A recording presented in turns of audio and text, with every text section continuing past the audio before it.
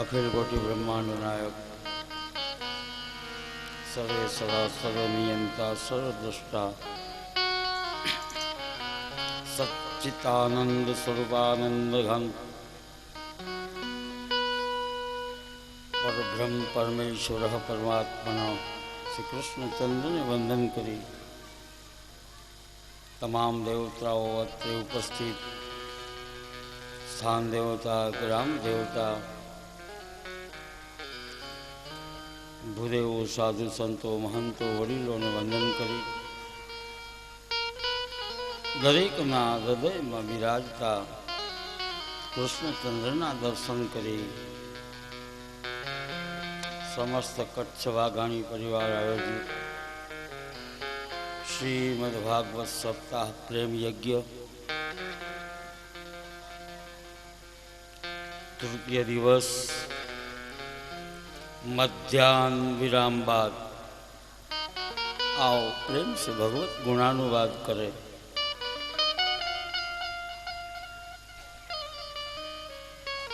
ध्रुव जी ने प्रभु मळ्या राज्य भोगव्यू अंते उत्तम पद ने पाम्या बचपन थी भक्ति करी हसे तो सुख वैभव विलास मळशे અને અંતે પ્રભુ પર પ્રાપ્ત થશે। આ કથામાંથી એ સમજવાનું મૈત્રેય મુનિએ ધ્રુવ ચરિત્ર સંભળાવ્યું એટલે વિદુરજી પૂછવા લાગ્યા હે મુનીશ્વર આપે પ્રચેતા અને નારદજીનો ઉલ્લેખ કર્યો હતો કે પ્રચેતા કોણ હતા એ કોના વંશમાં ઉત્પન્ન થયા અને યજ્ઞ કરતા હતા ત્યાં ઉપસ્થિત થઈ નારદજીએ શું બોધ આપ્યો એ સવિસ્તાર કથા સાંભળવાની ઈચ્છા છે। આ ધ્રુવના વંશની કથા છે। મૈત્રેયજી વિદુરજીને કથા કહે છે, સુખદેવજી મહારાજ પરીક્ષિતને કથા કહે, સુતજી સૌનકાદિક ઋષિઓને કથા કહે છે। મૈત્રેય કહે છે કે હે વિદુરજી, તમારી હરિકથા સાંભળવાની આટલી બધી આતુરતા જોઈ અને મને હર્ષ થાય છે। હું તમને ધ્રુવના વંશની કથા કહું છું, સાંભળો। એમાં આગળ જતા પ્રચેતાઓનો પ્રસંગ આવશે, પણ ધ્રુવ પછી એનો પુત્ર ઉત્કલ રાજા થયો। મનથી જ શાંત મનવાળો, સમદ્રષ્ટિવાળો, આત્માને જાણનારો હતો। એની દ્રષ્ટિમાં આત્મા સર્વલોકમાં વ્યાપેલો, સર્વલોકનો આત્મા એનામાં રહેલો હતો। અખંડ યોગ રૂપ અગ્નિ વડે એના કર્મ અને વાસનાઓ બળી ગયા હતા. એના મંત્રીઓની નજરે જળ અજ્ઞાની મૂઢ જેવો દેખાતો. બધાને એમ લાગતું કે આ જળ છે, મૂર્ખ છે, અજ્ઞાની છે, પણ મહાન હતો. બધી મંત્રીઓને સંબોધી મળીને રાજસત્તા એની પાસેથી છીપવી લીધી. એના નાના ભાઈ વત્સરને રાજા બનાવ્યો. આ વત્સર પુષ્ણાળ વગેરે 6 પુત્રો થયા. પુષ્પાળને દોસા નામની પત્નીથી 3 પુત્રો થયા. એ વૃષ્ટ પુષ્કરણી નામની પત્નીથી સર્વ તેજસ નામનો પુત્ર થયો. સર્વ તેજસનો ચક્ષુષ થયો. આ ચક્ષુષ પાછા મનુ પણ થયા. આખો ચક્ષુષ મન્વંતર પ્રસિદ્ધ છે. ચક્ષુષની એ પત્ની નડવલાએ 12 પુત્રોને જન્મ આપ્યો. એમાંથી ઉલ્મુકને અંગ વગેરે 6 પુત્રો થયા. આ અંગ રાજા બહુ સારું રાજ્ય ચલાવ્યું. એ અંગને ત્યાં વેન ઉત્પન્ન થયા. અંગ રાજાએ ખૂબ યજ્ઞો કર્યા છે. સારી રીતે એ અંગે પોતાનું રાજ્યાસન ચલાવ્યું છે, ઉત્તમ રીતે. અને અંગ રાજાના રાજ્યમાં બધા સુખી સંપન્ન હતા, કોઈ વાંધો નહોતો. એના પછીનો પુત્ર વેન રાજ્ય ગાદી ઉપર આવ્યો. વેન હતો ને અભિમાની હતો. વેનને એમ હતું કે હું જ ભગવાન છું, મારા થકી બધું છે. અંગરાજાએ યજ્ઞો કર્યા, દેવતાઓને સંતુષ્ટ કર્યા હતા,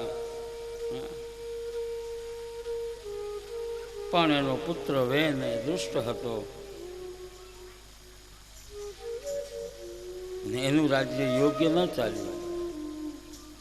લોકોને બધાએ કહ્યું કે યજ્ઞ યાગ કોઈ ભગવાન જેવું કંઈ છે નહીં, હું જ તમારો અન્નદાતા છું, મારા થકી તો તમે પોષણ મેળવો છો. તો ગર્વિષ્ઠ બન્યો, રથમાં બેસી ફર્યો, મોટા પુરુષોનું અપમાન કરતો. ધાર્મિક બધી ક્રિયાઓ ઉપર એને પ્રતિબંધ મૂકી દીધો કે નહીં કરવાનું કાંઈ, મારી પૂજા કરો, બીજા કોઈની નહીં. દાન વગેરે સત્કર્મ કરવાના હતા એ પણ બધા એમાં મનાઈ ફરમાવી. એ વેનનો આવો અધમ કૃત્ય જોઈ ઋષિ મુનિઓ પણ એમને શિખામણ આપવા માટે ગયા, એવી કથા છે. ઋષિઓએ સમજાવ્યું કે ભગવાનનો તું વિરોધ કરી યોગ્ય નથી. ત્યારે ઋષિઓને તગેડી મૂક્યા કે હું અન્નદાતા છું, મારા થકી તમને પોષણ મળે છે, તમારે યજન ભજન કરવું હોય તો બસ મારું કરો, બાકી કોઈ આ જગતમાં મારા સિવાય ભગવાન નથી.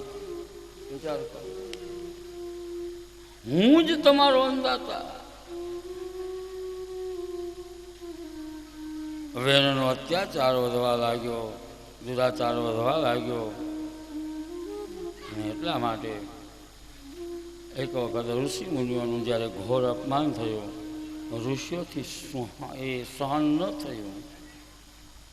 ઋષિઓ સહન ન કરી શક્યા, હુંકાર કરી અને વેનને મારી નાખ્યો. હુંકાર માત્રથી વેનનું મૃત્યુ થયું.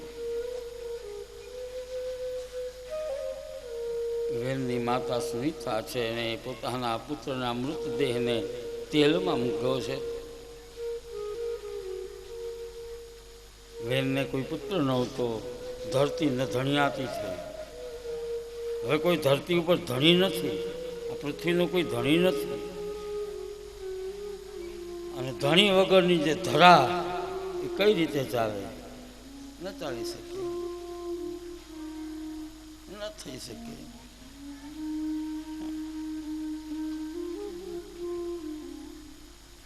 ધુરા સંભાળનાર કોઈ જોઈએ તો ખરો. બન્યું એવું કે હવે કોઈ પાસે કોઈ ઉપર કોઈ પ્રેશર નહીં, કોઈ દબાણ નહીં, જેને બધાને ઠીક પડે એમ બધા વર્તન કરે. કોઈ ધણી તો જોઈએ, કોઈ સંચાલન કરવાવાળો તો જોઈએ. એક વખત સરસ્વતીના કિનારે ઋષિ મુનિઓ બેઠા છે, ચારે બાજુથી ધૂળની ડમરીઓ ઉડવા લાગી, ઉત્પાતો થવા લાગ્યા. અને ત્યારે પૂછ્યું કે આ બધું શું થાય છે આ ધરા ઉપર, આ પૃથ્વી ઉપર? તો કે ચોર લોકો ચોરીઓ કરે છે, હવે કોઈ ધણી છે નહીં. ત્યારે તો બધાને એમ થયું કે આના કરતાં તો વેન હતો એ સારો હતો, એ પકડીને તો ધરાની ધુરા પકડીને તો બેઠો હતો, આ તો ન ધણિયાથી ધરતી થઈ ગઈ.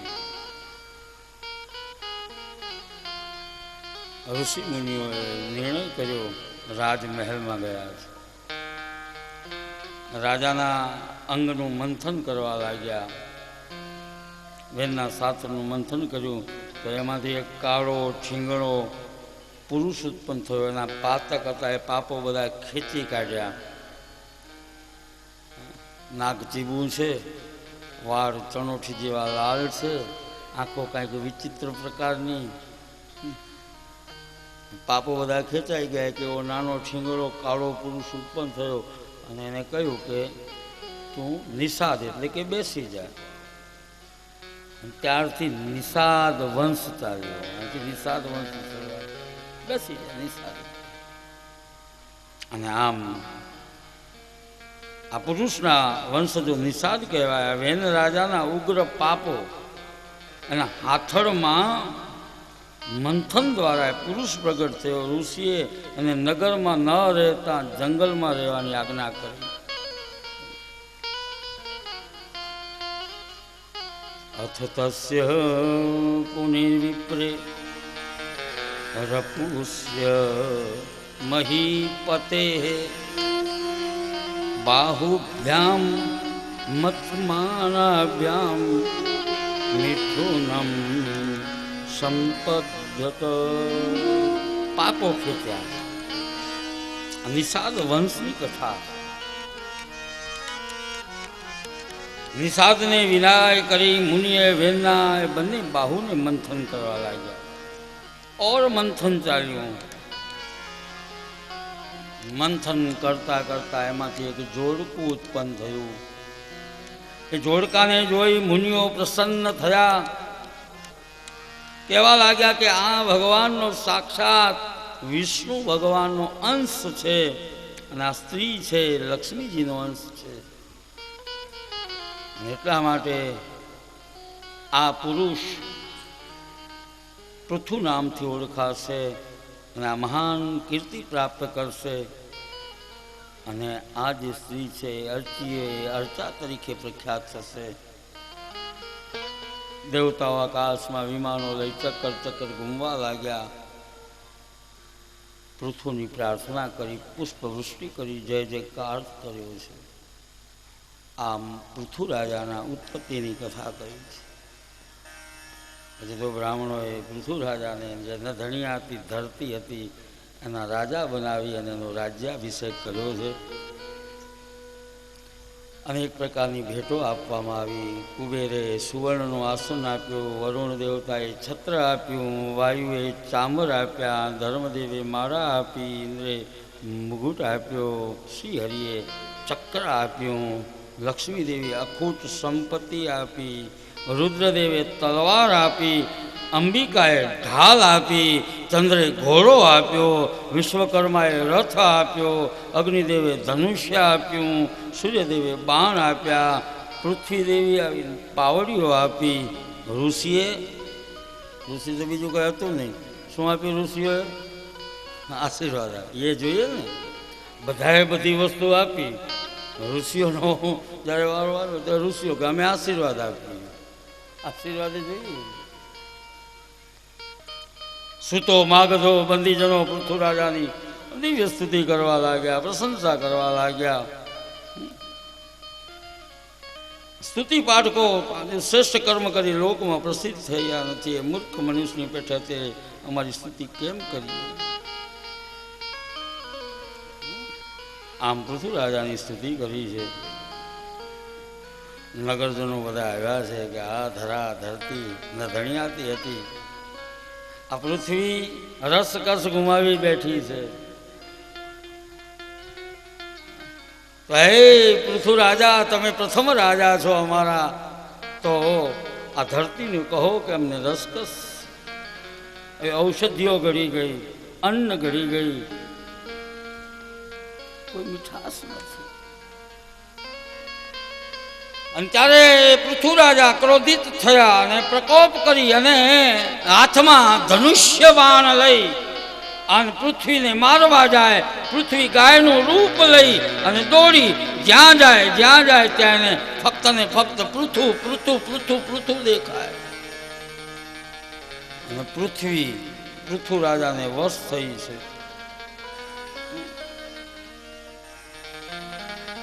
ત્યારે પૃથુ રાજાએ કહ્યું કે તું મારવાને યોગ્ય છે. હે વસુતા, હે ધરતી, તું યજ્ઞ ભાગ લે છે પણ અન્ન આપતી નથી.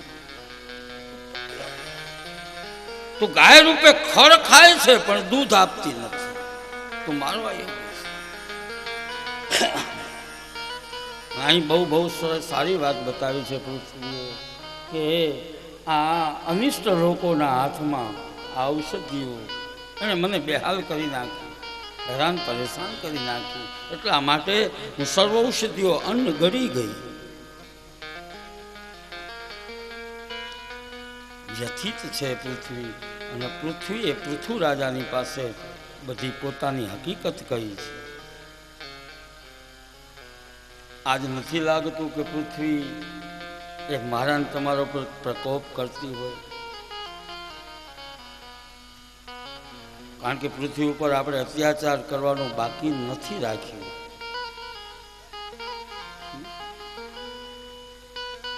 અને એટલા માટે કોઈ અન્નમાં મીઠાશ નથી, કોઈ ફળફળાદીમાં મીઠાશ નથી, કોઈ સબ્જી શાકમાં મીઠાશ નથી. એ આપણો વાંક છે ને, પૃથ્વીનો વાંક નથી કઈ. એ રસ કસ જે ગુમાવી દીધા છે એનું મુખ્ય કારણ આપણે છીએ. ઓલી દેશી બાજરી, આમાં ઘણા દેશી બાજરી જોઈએ છે. હવે તો અત્યારના તો સમયના ન જોઈએ. પીળી સરસ મજાની દેશી બાજરી આવતી. નહીં, દેશી બાજરીમાં જે મીઠાશ હતી એવી સરસ મજાની બાજરી દેશી. અને એ ખેતરમાં સજીવ ખેતી હતી. હાઇબ્રિડ નહીં, યુરિયા ખાતરવાળી નહીં, સજીવ ખેતી થતી ગાયના છાણિયા ખાતરથી. ને એ ખેતી જ્યારે થાય અને એમાં દેશી પીળી બાજરી અને સરસ મજાના મગ, ફટાકા મગ નહીં, આ મગ તો હજી તો એ છોડ ઉપર ફરી જાય. બોલો, વિચાર કરો. હા, એ હજી તો ઘરમાં ના આવે એના પહેલાં તો સડો થઈ જાય મગમાં. એ મગ નહીં.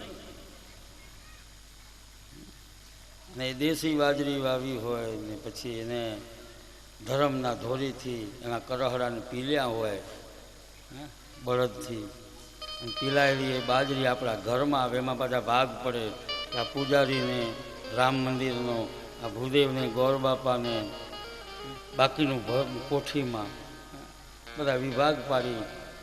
એ અન્નની અંદર કેટલી મીઠાશ. અને હવારમાં આંગણામાં ગાય બાંધી હોય.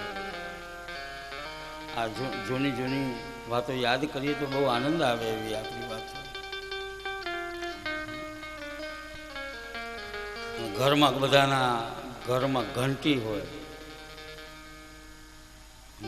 5 વાગે ઉઠી ગોદોહન થાય, ગાયને ધોવાય.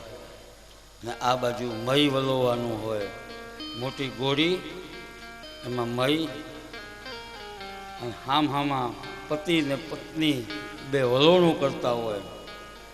અને માજી છે ઘંટી ફરતી હોય ને એમાં પાછું ગવાતું હોય, જાગને જાદવા કૃષ્ણ ગોવાળિયા તુજ વિના ધેનુમાં કોણ જાશે. એ પ્રભાતી ગવાતી હોય અને ઘંટી ફરતી હોય ને એનો આટો થાળામાંથી આવતો હોય.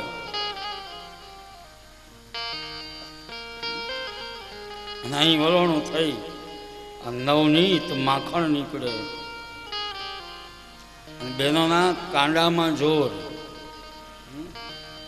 એ દેશી બાજરી, એનો એ હાથથી દળેલો આટો, લોટ લઈને કાથરોટ, અને એમાં શ્રી કૃષ્ણ ગોવિંદ હરે મોરારે, હે નાથ નારાયણ વાસુદેવ નામ ભગવાનનું ભરતું જાય અને લોટ મસળાતો જાય. ચાંદકી બને આવડો મોટો રોટલો ચૂલામાં તાવડીમાં નાખવામાં આવે અને માખણ એના ઉપર મૂકી હવારમાં આખા રોટલાનું શિરામણ થઈ જાય. નવી સ્ફૂર્તિ, એને કોઈ દી દરદ જ નહીં, રોગ જોયો જ નહોતો, રોગ કોને કાંઈ ખબર જ નથી, એમ હૃષ્ટપુષ્ટ. હવે તો સવારના એ શિરામણમાં બ્રેડ ને બિસ્કીટ, શું એ કેવી ફેક્ટરીઓમાંથી કઈ રીતે આટા તૈયાર થતા હોય, કેમ થતું હોય. પછી કહે કે છોકરાને કુપોષણ જ હોય ને, ઊભું ચક્કર કાંઈ પડે. છોકરું હજી તો ઊભું કોઈ વખત રાષ્ટ્રગીત ગાતા કેટલાય છોકરા એમને પડી જાય છે, કારણ કુપોષણ છે ના, એનામાં પોષકતા નથી. જે સાચી શક્તિ હતી એ અમારી દેશી બાજરીમાં, એ દેશી ઘીમાં, અને એમાં પાછું રસ હતો, રસાસ્વાદ, આનંદ આવતો.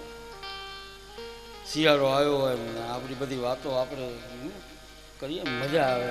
એક સરસ મજાના લાલ ટમાટા હોય અને આ ટમાટામાં મરી, કાળા મરી અને મીઠું નાખીને હવારમાં એક ડીશ ટમાટાની જમી જાય, મોજ આવી જાય. હવે તો ટમાટું જમી છે, ખડ ખાઈ કાંઈ ખબર પડતી નથી. બોલો, ટમાટામાં એવું મરચા લેતા હોય તો મરચામાં તીખાશ નહીં. નથી લાગતું ધરતી રસકસ ગુમાવી દીધા હોય ધરતીએ. છે કોઈમાં રસાસ્વાદ? શું કામ? સજીવ ખેતી ગઈ. આપણે શું બોઈએ છીએ આ ધરામાં, પૃથ્વીમાં? પેલી કોથળી હોય ને, આયુર્વેદની કોથળી કોઈ જોજો, એમાં લખ્યું હોય કે આની અંદર ઝેરનો પટ આપવામાં આવ્યો છે, એટલે ખાવાના ઉપયોગમાં લેવું નહીં. હાઇબ્રિડ બાજરીના જે બિયારણ છે ને, એમાં ઝેરનો પટ આપ્યો હોય અને ખાવાના ઉપયોગમાં લેવું નહીં. હવે ઝેર બોઈએ તો પછી મન ઝેરી જ બને ને. ઝેરી આનું ઉત્પન્ન કરીએ તો પછી મન, પછી કે મન બધાના, અને એવું મન સાચું અન્ન નથી તો સાચા મન ક્યાંથી હોય? આપણે તો બસ ઝપાટે લઈ લેવું છે. ઓલો યુરિયા વાળો ખાલી ડબલીમાં લઈને આવ્યો. આ ભારતીય સંસ્કૃતિ બહુ ઊંચી છે. કરાગ્રે વસ્તે લક્ષ્મી, કરમૂલે સરસ્વતી, કર મધ્યે તો ગોવિંદમ. હવારના પોતાના બાળકોને સરસ સંસ્કારો આપનારી આ ધરતી, અને યુરિયા અને હાઇબ્રિડ જેવા કરી નાખો અને એ ડબલીમાં લઈ અને આપણે આપણા લાલચમાં, લોભમાં સજીવ ખેતીને બાજુમાં મૂકી દીધી. ઝેર બોવા લાગ્યા. વધારે ઉત્પાદન, બહુ ચર્ચા આપણે નહીં કરીએ. ધરતી રસકસ ગુમાવી ગઈ. મગ ખાવાની, મગની એ ફોતરાવાળી દાળ, શું રસાસ્વાદ હતો. બધું પ્રોટીન મળી જાય, બધા વિટામિન મળી જાય, શરીરમાં કોઈ રોગ ન થાય. હવે તો રોગો છે કેટલી પ્રકારના, રોજ નવો રોગ નીકળે. ડેન્ગ્યુ હોય કે ચિકનગુનિયા હોય, જે હોય કે કોઈ દિવસ પહેલાં ટાઢીઓ તાવ, ઊંઘીઓ તાવ, બે તાવ હતા, બીજું કોઈ રોગ જ નહોતો. કાં કે કાં ટાઢીઓ આવ્યો છે, મોતી જરો કહેતા એ ઊંઘીઓ, બાકી કોઈ રોગ નહોતો. અત્યારે તો રોજ નવો એક રોગ નીકળે, કારણ કે આપણી ખોરાક એવી છે. કમ ખા, ગમ ખા, મગ ખા. કમ ખા, અત્યારે તો ખાવામાં ભાન હોય નહીં, જમવામાં કાંઈ આપણને ભાન નથી. ગમ પણ નથી ખાતા. મગનું ઉલટું થાય ગમ. મગ ખા, ગમ ખા. તો આ ધરા પૃથ્વી રસકસ ગુમાવી ગઈ હતી. ધરા એમ કહે કે મને કોઈ આ પર્વતોનો, આ વનસ્પતિનો, અરે તમે 10-50 માળના બિલ્ડિંગ બનાવો એનો મને ભાર લાગતો નથી, મને ભાર લાગે છે આ પાપોનો. આપણે એ ધરામાં ઝેર બોઈ નાખ્યા, ખનન કરી નાખ્યું આપણા સ્વાર્થ માટે. પૃથ્વીને હું તમે હેરાન કરીએ છીએ, હેરાન કરી એટલે એ રસકસ ગુમાવે. પાપો થાય, પાપ થાય, પૃથ્વી અકળાય. પૃથુ રાજા પાસે એ પોતાની વેદના કરી છે. એથી પ્રિય હિતમ વાક્ય ભૂવદાય ભૂપતિ વત્સમ કૃતામ મનો પ્રાણા સકલ ઔષધિ. શું કહે કે બરાબર છે ધરા, વસુધા, કોઈ વાત નહીં.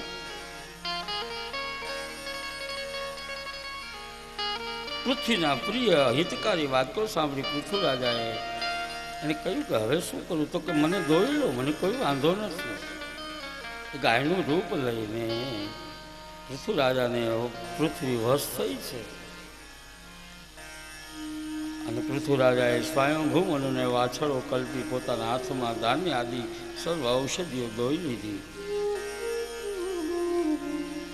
જેમ પૃથુ રાજાએ દોહન કરી સાર લઈ લીધો એવી રીતે સૌએ પોતપોતાની ઈચ્છિત. પછી બધાને કહ્યું કે તમારે જેને દોવું હોય તો આ પૃથ્વી વશ કરેલી છે. ઋષિઓએ બૃહસ્પતિનો વાછડો કલ્પી ઇન્દ્રિયોને પાત્ર બનાવી વેદ દોયા. દેવોએ ઇન્દ્રને વાછડો બનાવી સુવર્ણનું પાત્ર બનાવી શક્તિ ધોઈ. દૈત્યોએ પ્રહલાદને વાછડો બનાવી લોહ પાત્ર બનાવી મદિરા, એને તો એવું જોઈએ ને, મદિરા ધોઈ. ગંધર્વોએ વસ્વસુને વાછડો બનાવી સંગીત ધોયું. પિતૃએ અરિમાને વાછડો બનાવીને કાવ્ય ધોયું. સિદ્ધોએ કપિલદેવને વાછડો બનાવી આકાશનું પાત્ર બનાવીને સિદ્ધિઓ ધોઈ. વિદ્યાધરોએ ખેચરી વિદ્યા ધોઈ. કિંગ પુરુષોએ માયા ધોઈ. યક્ષો, રાક્ષસો, ભૂતો એમણે લોહી ધોયું. સર્પો, નાગો એમણે ઝેર ધોયું. પશુઓએ ઘાસ, પ્રાણીઓ, હિંસક પ્રાણીઓએ માંસ, પક્ષીઓએ ફળ, વનસ્પતિઓએ રસ અને પર્વતોએ ધાતુ ધોઈ. એ પૃથુ રાજાથી વશ કરેલી પૃથ્વીને બધાએ નિજ ઈચ્છાથી એનું દોહન કર્યું. આમ સર્વની ઈચ્છા પૂર્ણ કરી. અને પૃથુ રાજાએ એને પોતાની પુત્રી તરીકે રાખી છે. તું મારી દીકરી. રાજાએ પ્રજાને રહેવા માટે ગામડા, નેહડા, નગરની વ્યવસ્થા રચના કરાવી. પૃથ્વીએ કહ્યું હતું કે હું ખાબળ જાબળ છું, મને સરખી રીતે રહેવાને લાયક બનાવો. વરાહનારાયણે જે પૃથ્વી કાઢીને બહાર મૂકી હતી ને એમાં તો બધું એવું જ હતું. આ તો પ્રિયવ્રત ને પૃથુ રાજા એમણે આપણને રહેવા માટે આ યોગ્ય બનાવ્યા છે. અત્યારે આપણે એમ કહીએ ને કે અમે આમ ડેવલપ કરીને સુંદર મજાનું ગામ બનાવ્યું, સુંદર મજાના અમે મકાનો બનાવ્યા. તો ધન્ય તો આ છે કે એ કેવી પૃથ્વીને બનાવી છે, કેવી બનાવી. એમાં સમુદ્રો, 7 સમુદ્રો બનાવ્યા, 3 ભાગનું પાણી, 1 ભાગની જમીન, દ્વીપો બનાવ્યા, ખંડો બનાવ્યા, ઉપવનો બનાવ્યા, નગરો બનાવ્યા. કેટલા જેસીબી આવ્યા હશે ને આ બધું ડેવલપ કરવામાં, કેટલા જેસીબી આવ્યા હશે. તોય આપણે એ કુદરતી નેચરલી જે વસ્તુ છે એને ડિસ્ટર્બ કરીએ છીએ. આજ હું તમે જો હેરાન પરેશાન હોઈએ ને તો એટલા માટે પૃથ્વી, જળ, તેજ, વાયુ, આકાશ, આ 5 ભૂત આપણે વાત કરી કે આ 5 દેહનું આ પૂતળું અને આ 5 તત્વો દ્વારા આ સમગ્ર સૃષ્ટિ ચાલે અને એ જે આપણને કુદરતી નેચરલી આપી છે એનો આહલાદ લઈએ એની મોજ કરીએ તો આપણને વાંધો ના આવે, પણ આપણે આપણા સ્વાર્થમાં એને ડિસ્ટર્બ કરીએ છીએ, પૃથ્વીને હેરાન કરીએ. પવન ચક્કીઓ દ્વારા પવનમાંથી ઉર્જા મેળવવાના પ્રયાસો જો બુદ્ધિ કેટલી મારી તમારી ક્યાંથી કેમ મળે? જળમાંથી જળને ઘણા એમ કે મેરા મન માજાનમ કે આ વાત તમે ગાતા હો છો તો આ તો સુનામીઓ થાય છે. ભાઈ સુનામી નહીં, 3 ભાગનું પાણી 1 ભાગની જમીન, એ તો હું તમે જળને પૂરવા લાગ્યા. આપણો આ કચ્છ છે ને, કચ્છપ છે, કાચબો છે, ચારે બાજુ પાણી, વચ્ચે આપણે આ કાચબા રૂપે કચ્છનો નકશો જૂનો છે. એમાં સિંધ પ્રાંત આપણી સાથે હતો, કચ્છ અને સિંધ અખંડ ભારતમાં. અને સિંધુ નદી હજુ વચ્ચેથી વહેતી હતી. તો સારું છે, એને આપણે પૂરી નાખી. આ કંડલાની હોનારત થઈ ને એટલે કે ભાઈ આપણે પૂર્યું હતું, આપણે દબાણ કરીને બેસી ગયા છે. બાકી મેરામણ કોઈ દી માજા ન મૂકે. સિંધુ નદીના પટને આપણે પૂરી નાખ્યો છે. તો કોઈક વખત એ મેળ આવશે ત્યારે સિંધુ નદી જ્યારે સાચી રીતે બહાર એ બધા બંધ તોડી અમે પાકિસ્તાનમાંથી સીધી આવશે, વહેશે, એના પટમાં આવે તો ખરા ન. આપણું કોઈ ખાલી ખૂણો દબાવે ને તો આપણે એનું દબાણ હટાવવા કેટલી માથાકૂટ કરી. એક ખૂણો દબાવે તો એ તો સારું છે કે એનું દબાણ પૂરું હટાવતા. આ મુંબઈ આખું અમે બસ પાણી ઉપર કરી નાખ્યું, આખું મુંબઈ નગરી આવી દીધું. મેન તમે જળ ઉપર જળને ડિસ્ટર્બ કરીએ છીએ તો સારું છે, હજી સહન કરે છે. દબાણ તો ભાઈ હટાવે. આ સુનામીઓ એટલે આવે છે. અમેરિકા તો હમણાં જ શોધાયેલો દેશ. એના સાયકલિન ને એના જે સુનામી આવે ને ભયંકર અને ભયંકર જ હોય. આ તત્વો કાંઈ એમ થોડા એમ પડ્યા છે આપણે એને હેરાન કરશું. તત્વો જ્યારે ઝપટ મારશે ત્યારે ખબર પડશે. તો પૃથ્વીને પરેશાન, જળ, તેજ, સૂર્ય એનો પ્રકાશિત થતો. અને હવે આપણે સોલાર પ્લાન્ટ ચાલુ કરીએ, બોલો, આપણા સ્વાર્થ માટે. ગ્લોબલ વોર્મિંગ થઈ ગઈ, કાંઈ નક્કી જ નહીં કઈ ઋતુ ક્યારે. કાંઈ ઘડીકમાં ચોમાસા જેવું લાગે, ભર શિયાળામાં ગરમી લાગે, ઉનાળામાં ઠંડી જેવું લાગે. કોઈ વાતાવરણનું કંઈ નક્કી જ નહીં. આખું ઓઝોનનું પડ ધીમે ધીમે તૂટતું ગયું. તેજને ડિસ્ટર્બ કરીએ. પવન ચક્કીઓ દ્વારા પવન ઉર્જા ઉત્પન્ન કરવા લાગ્યા. કેટલું પ્રદૂષણ, જો તો પ્રદૂષણ કેટલું વધુ છે. રાતના શ્વાસોશ્વાસમાં તકલીફ પડે. હમણાં દિલ્હીમાં બધા અકળાયા, શ્વાસોશ્વાસની તકલીફ પડી. આવું પ્રદૂષણ થઈ ગયું. ખુલ્લી રીતે હું તમે શ્વાસ નહીં લઈ શકીએ. 5 તત્વોને હેરાન કરીએ છીએ. અને હજુ તો સારું છે કે આકાશમાં એમાંય આપણે અત્યારે હમણાં નવો આંકડો આવ્યો કે આ ઇન્ટરનેટ માટે, ઇન્સેટ માટે હજારો ઉપરની સંખ્યામાં ઉપગ્રહ છોડ્યા છે. રોજ નવો ઉપગ્રહ છોડીને મૂકી દઈએ. કારણ કે અમારું નેટ ચાલુ થાય, ઇન્સેટ દ્વારા અમારા ટીવીની બધી ચેનલો ચાલુ થાય. જ્યારે આકાશની સુનામી આવશે ને ત્યારે બધું થપ, વિશ્વ આખાનો વ્યવહાર બંધ. આવી રીતે આવે છે આમાં નજીક નજીક આકાશમાં આ ઉપગ્રહો. એક સ્કાય પડવાનું હતું, સ્કાયલેબ તો કેટલા હેરાન પરેશાન હતા. જ્યારે આપણા ક્ષેત્રમાં આવીને પડશે ત્યારે શું કરશું? તો ભાઈ આ 5 તત્વોને આપણે હેરાન કરવાની જરૂર શું? અને એને ડિસ્ટર્બ કરતા જ જઈએ છીએ. તો પૃથ્વીને સમતલ બનાવી છે, સરખી રીતે બનાવી છે. અને ત્યાર પછી તો પૃથ્વી રાજાએ 128 યજ્ઞો કર્યા છે. 99 યજ્ઞો પરિપૂર્ણ થયા ત્યાં સુધી કોઈ વિઘ્ન ના આવ્યું. પણ જ્યારે 100મો યજ્ઞ કરતા હતા ને આ જો 100મો યજ્ઞ અત્યારે આપણે કરીએ ને તો ઇન્દ્રને દેખાઈ આવે. ઊંચ નિવાસ નીચ કરતું તી. ઇન્દ્રનો નિવાસ ઊંચો છે, પણ ઇન્દ્રને એમ જ થાય કે મારું ઇન્દ્રાસન રહેવાની જ આ વાત એટલે કરે છે. કાંઈ આવો ઈરાદો નહોતો. એટલા માટે આશ્વનો ઘોડો લઈને ઇન્દ્ર ચોરીને ભાગ્યો. એનો પુત્ર હતો પૃથ્વીરાજાનો. ઇન્દ્ર કપટ કરીને આજે આવ્યો તો ભાગ્યો છે ઘોડો મૂકીને, અને આવું પરાક્રમ કર્યું એટલે પુત્રનું નામ વિજિતાશ્વ એવું રાખવામાં આવ્યું. ઇન્દ્ર પ્રત્યે પૃથ્વીનો ગુસ્સો થયો. બ્રહ્મદેવે પૃથ્વીને સમજાવ્યા છે. યજ્ઞનારાયણ અને વિષ્ણુ ભગવાનનું ત્યાં પ્રાગટ્ય થયું છે. પૃથ્વી અને ઇન્દ્રની સંધિ થઈ છે. પૃથ્વીએ ધર્માચરણનું મહત્વ સમજાયું છે કે અહમ દંડધરો રાજા પ્રજાનામી યોજિત રક્ષિત વૃત્તિદઃ સ્વેષુ સુતેષુ સ્થાપિતા પૃથક. અહમ દંડધરો રાજા પ્રજાનામિહ યોજિત રક્ષતિ વૃત્તિદઃ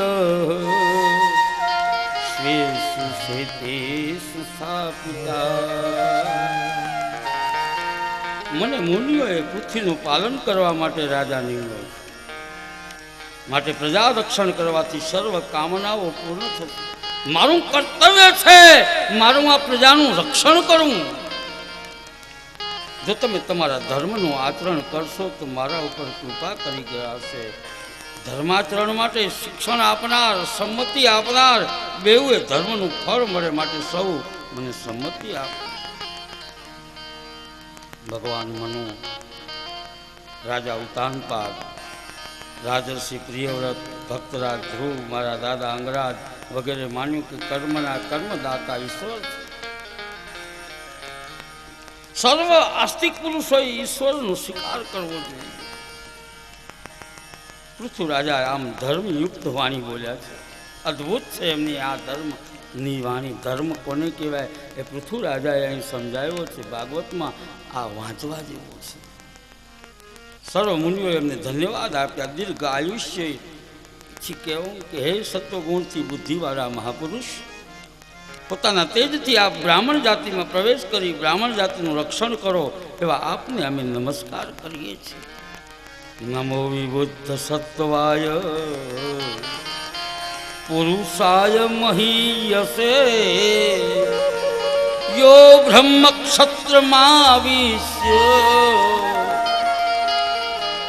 બિભર્તિ સ્વતેજસા.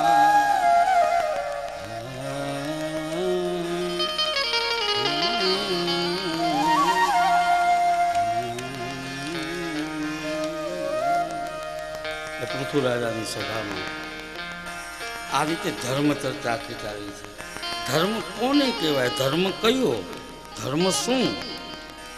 આપણે બેઠા હોઈએ ને તો આવી ચર્ચાઓ કરવી જોઈએ. આનંદ રહેશે ધર્મ ચર્ચાઓ. ત્યાં સનકાદિક મુનિઓ વધાર્યા.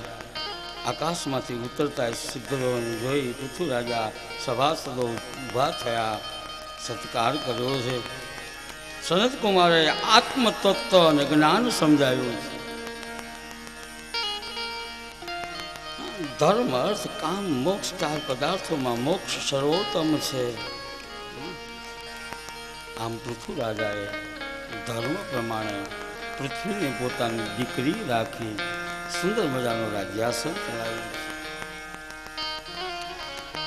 પૃથ્વી રાજાને 5 પુત્રો થયા. વિજિતાશ્વ, ધૂમ્રકેશ, હર્ષસ્વ, દ્રવિણ અને હુક.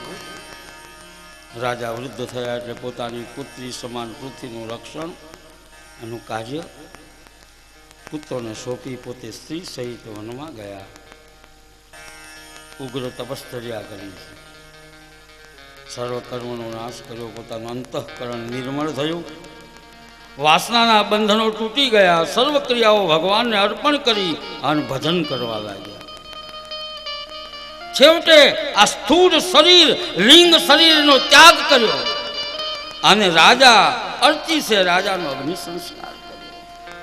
પોતે પણ પતિ સાથે અગ્નિમાં પ્રવેશ કર્યો.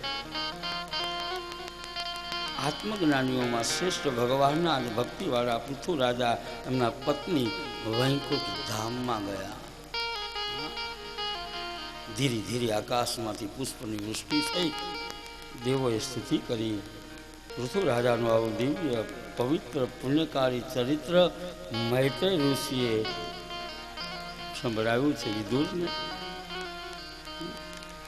આ પૃથુ રાજાનું જે ચરિત્ર સાંભળશે અને વૈકુંઠ લોકની પ્રાપ્તિ થશે. અનુદિનમિદમ આદરેણ સુન્વત પૃથુચરિતમ પ્રથયત વિમુક્ત સંગ ભગવતી ભવ સિંધુ પોત પાદે સચનિરૂપમ લભતે ગતિ મનુષ્ય અનુદિનમિદમ આદરેણ સુણમ પૃથુચરિત પ્રથયત વિમુક્ત સંગ.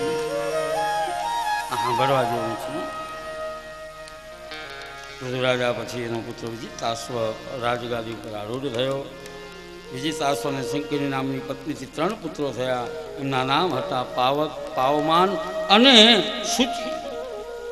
બીજી નભસ્વતીનો પુત્ર હવીરધાન હતો. આ હવીરધાનને 6 પુત્રો થયા. એ પૈકી બરહિસદ ક્રિયાકાંડમાં બહુ કુશળ. એના જેવું ક્રિયાકાંડ કોઈથી કર્મકાંડ થઈ શકે નહીં. એને દર્ભો પાથરીને આખી ધરામાં, આખી પૃથ્વીમાં દાબડા પાથરી દીધા. વિચાર કરો, દર્ભ પવિત્ર છે, મારે પૃથ્વીને પવિત્ર કરવી, આખી પૃથ્વીને. વિચાર તો કરો. પ્રાચીન બરહિસ તરીકે ઓળખાયા. એ બરહિસ રાજા સમુદ્રની પુત્રી સતધૃતિને પરણ્યા. 10 પુત્રો થયા. એ પ્રચેતા કહેવાયા.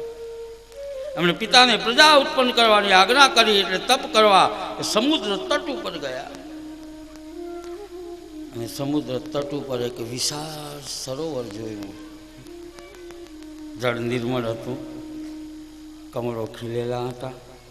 હંસ, સારસ, પક્ષીઓ ક્રીડા કરતા હતા. કિનારા ઉપર સુંદર મજાના વૃક્ષો હતા, વનરાઈ હતી.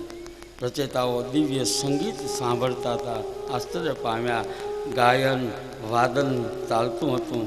સરોવરમાં મહાદેવજીના દૂર દર્શન થતા હતા. આના ઉપરથી નક્કી થાય કે આપણું નારાયણ સરોવર. આ ભાગવતમાં જે ઉલ્લેખ છે ને નારાયણ સરોવરનો, સરોવર એ સમુદ્રના કિનારે, ત્યાં પાછા શિવ, આ બધું જે વર્ણન છે એ નારાયણ સરોવરનું. પ્રચેતાઓ ત્યાં આવ્યા. ત્યાં એમને શિવના દર્શન થયા. અહીંયા રુદ્ર ગીત ગાયું છે. જીતમ તે આત્મમ વિધુર સ્વસ્તે સ્વસ્તિરસ્તુ મે ભવતા રાજ સામ્રાજ્યમ સર્વસ્મા આત્મને નમઃ સર્વસ્વા આત્મને. હે પરમાત્મા, આપના દર્શન ઉત્તમ આત્મવેતાઓને આનંદ આપનાર. આમ રુદ્ર ગીતનું બહુ મહત્વ છે. પછી બરહિસ પાસે નારદજી આવે છે. પ્રચેતાઓના પિતા પ્રાચીન બરહિસ કાર્યમાર્ગમાં આસક્ત હતા અને આધ્યાત્મ માર્ગમાં વાળવા માટે દેવર્ષિ નારદ આવ્યા છે. એમને એમ જ હતું કે આ યજ્ઞોથી જ સિદ્ધિની પ્રાપ્તિ થાય. અને ત્યારે એને ભક્તિના માર્ગ ઉપર વાળવા માટે નારદજી આવ્યા છે. નારદજીએ એને એ પશુ યજ્ઞમાં પશુનું બલિદાન આપતા એ ન ગમતું. અહિંસા કહેવાય. અને એને યોગ્ય માર્ગે વાળવા માટે નારદજીએ વિચાર્યું કે રાજા સીધી રીતે ઉપદેશ ગ્રહણ કરશે નહીં, અને એટલા માટે એમણે એક પુરાતન ઇતિહાસ સંભળાયો છે જેને પુરંજન આખ્યાન કહેવામાં આવે છે.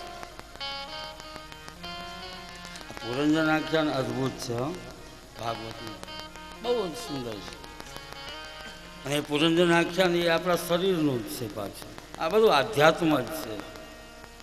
ભાગવત આખું સમાધિ ભાષા છે. ભાગવત સમાધિ ભાષાથી ભરેલો આ ગ્રંથ છે. પૂર્વે એક પુરંજન નામનો રાજા હતો. એનો મિત્ર છે અવિજ્ઞાત. અને પુરંજનની એક એક વસ્તુ એને પૂરી કરે. પુરંજન એમ થાય કે એ બધું હું કરું છું, મારા દ્વારા બધું થાય છે. અને આ અવિજ્ઞાતને કાંઈ પ્રગટ થવાની ઈચ્છા થતી નથી. એ તો બસ પૂરું કર્યા જ કરે. કોઈ દિવસ પુરંજને અવિજ્ઞાતનો આભાર જ ન માન્યો. સમજાય છે ને આ ચરિત્ર કે પુરંજન બીજું કોઈ નહીં, હું અને તમે. અવિજ્ઞાત એટલે મારો પ્રભુ, મારો ભગવાન, એ આપણો મિત્ર છે. અને આપણી એક એક જરૂરિયાત ભગવાન પૂરી પાડે છતાં કોઈ દિવસ એનો આભાર માન્યો. આપણને એમ થાય કે તો હું કામ કરું છું, આ કોણ તો કે આપણે રૂપિયા કમાઈ આવ્યા, આપણે કંઈ આપણે આપણે કરીએ, એ આપણે કર્યું, મેં કર્યું, મારાથી થયું. જ્યાં હું ત્યાં હું કર્મ, આપણાથી કાંઈ ન થાય. આપણે ક્યાં, અને છતાં અભિમાન કેટલું ધરાવીએ છીએ. આપણે ક્યાં છીએ કોઈ વખત વિચાર કરવાનો, ક્યાં છીએ હું તમે, આપણી કક્ષા શું? આ સૃષ્ટિની રચનાની આપણી કથા વારંવાર જોઈએ છે. સૃષ્ટિની રચના એમાં આવડો મુઠ્ઠીમાં આવી જાય એવડો જ પૃથ્વીનો ગોળો વરાહ નારાયણે બહાર કાઢી જળમાંથી શેષ ઉપર સ્થાપિત થયો, આવડોક છે. એ પૃથ્વીનો ગોળો જોયો હશે તમે. પૃથ્વીના ગોળામાં પાછું હમણાં વાત કરી કે 3 ભાગનું પાણી ને 1 ભાગની જમીન, એટલે આટલીક થઈ. એમાં પાછા હાથખંડ, હાથખંડમાં અવળો કે એશિયાખંડ, પૃથ્વીના નકશામાં આટલો આવે. એશિયા ખંડમાં ભારત દેહ પતો ન લાગે. ભારત દેહમાં પાછું ગુજરાત, માંડ ટાંકડી જ મારીએ ને સૃષ્ટિમાં ત્યારે એ ગુજરાત દેખાય. ગુજરાતમાં પાછો કચ્છ જિલ્લો, કચ્છ જિલ્લામાં પાછું ભચાઉ તાલુકો, એ ગોત્યો મળે નહીં. ભચાઉ તાલુકો એમાં હામખ્યાળી ગામ, એક ખૂણામાં એક મકાન, એમાં 1 ફૂટની જગ્યા, એમાં હું બેઠો બેઠો હું એવું કહું કે હું કાંક છું. કેટલું અભિમાન નહીં? આપણે ક્યાં અભિમાન મુકાતું નથી. હું કરું આ અભિમાન. તો એ અવિજ્ઞાત એ પૂરું પાડે, પણ આપણને એમ થાય કે હું કરું છું, અને આપણે એને ભૂલીને ફરીએ છીએ. આ ભૂલાય નહીં હો. એનો ઉપકાર આપણે કોઈ ભૂલવો ન જોઈએ. એને પ્રગટ થવું ગમતું નથી, પણ આપણે કોઈ દિવસ એનો આભાર માનતા નથી, માટે માનીએ. કોઈ ભૂલાય નામ ભગવાનનું રે, કેમ ભૂલાય નામ ભગવાનનું રે, ભૂલાય નામ ભગવાનનું રે, કેમ ભૂલાય નામ ભગવાનનું રે, મને આનંદ થાય નામ બોલતા રે, મને આનંદ થાય નામ બોલતા રે, એ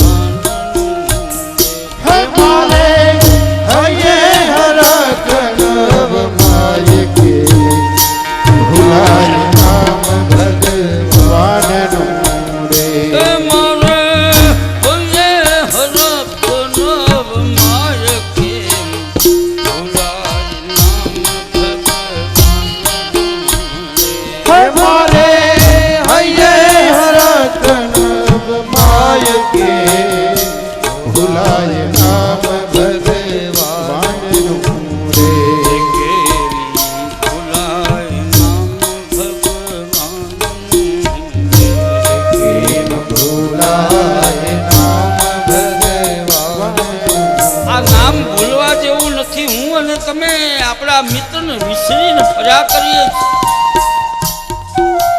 એ ઉચિત નથી, યોગ્ય નથી.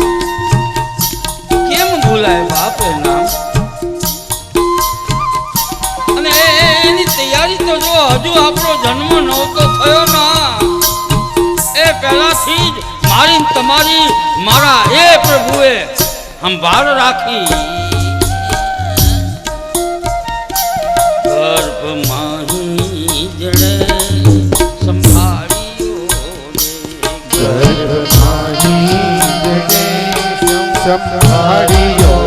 રે,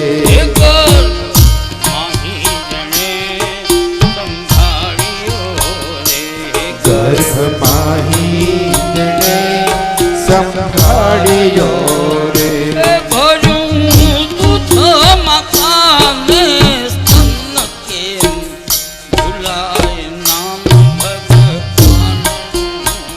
હે ભર્યું દૂધ માતાને સ્તન કે ભૂલાય નામ ભગવાનનું રે,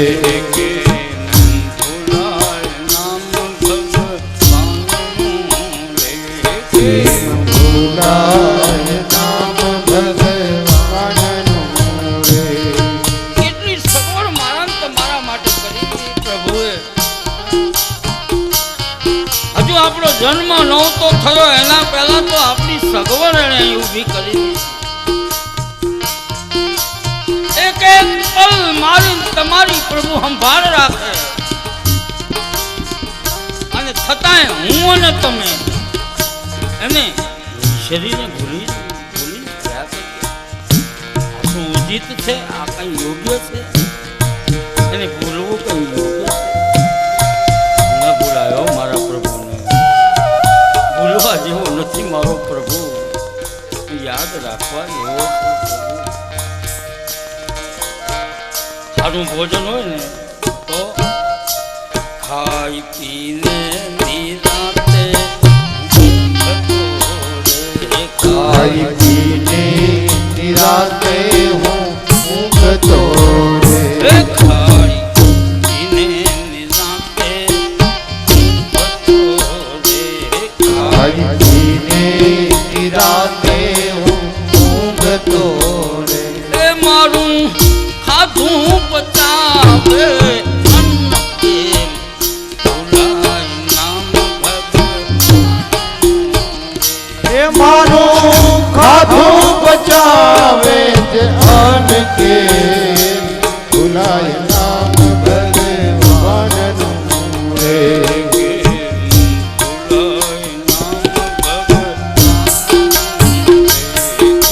ભૂલાય નામ ભગવાનનું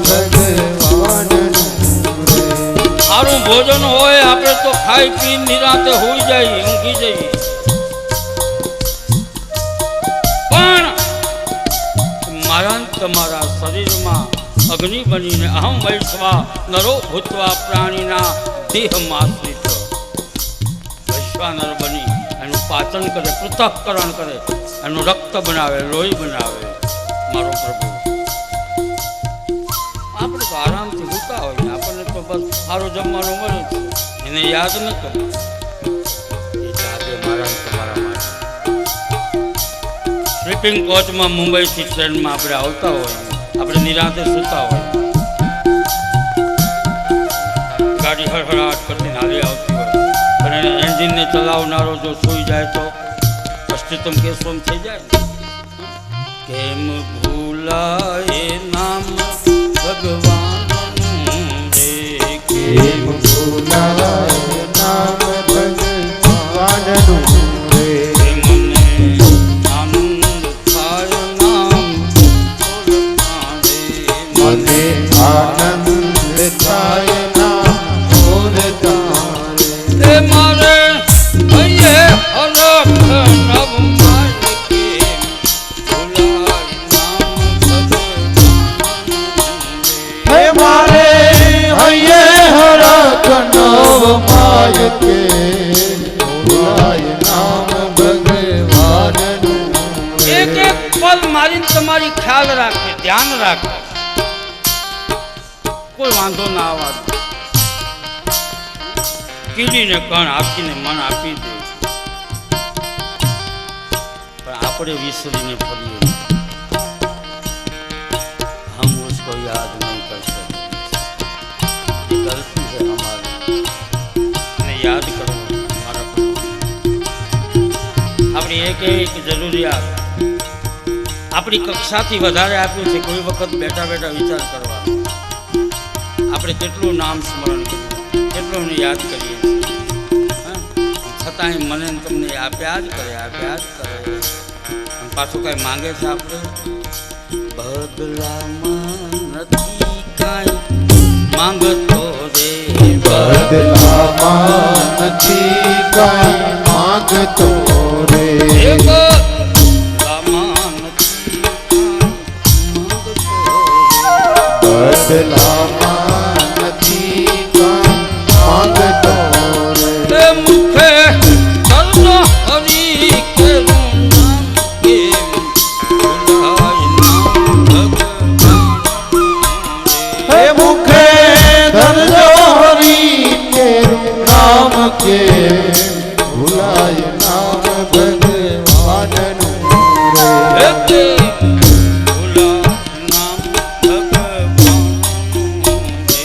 કેમ ભૂલાય નામ ભગવાનનું રે.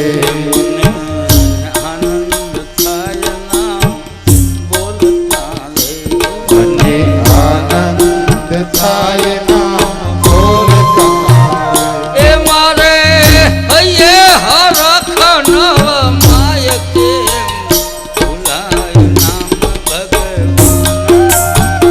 હે મારે હૈયે હરખ નભ માય કે